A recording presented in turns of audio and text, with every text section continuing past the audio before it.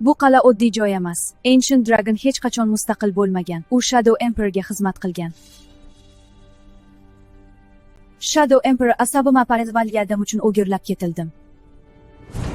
Malika juda ko'p gapirdi. Eng haqiqiy jang boshlanadi. Bu safar ham seni himoya qilaman. Qora bulutlar girdobga aylanadi. Zulmat uyg'onlar. Bu qorong'i kuchga qarshi turamiz. Mimuzuli yo'q qilamiz. Ajdar qulagan bo'lsa ham zulmat tirik. Sen sevilasanmi? Buni qadimiy sehrdan Stradi Yundaft.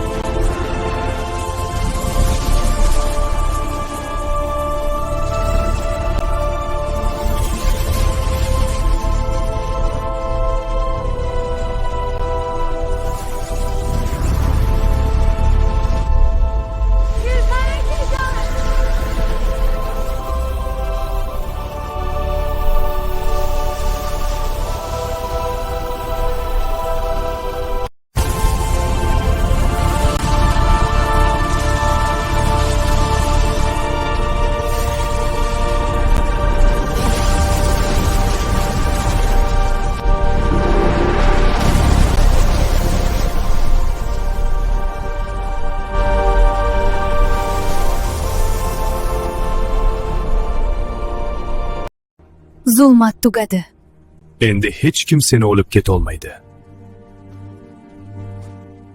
Bu tugamadi.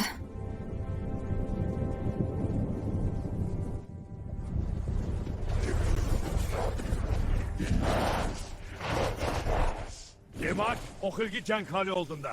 Bu seferle bu tunduk var. Bu çok kınıtıyor. Bizni şahlik koyup koy. Ha Malika, Shamol bizni chaqirmoqda.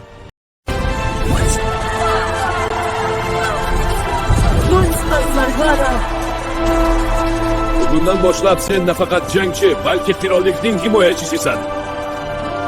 Men seni qirollikka olmay deb o'tyamaman.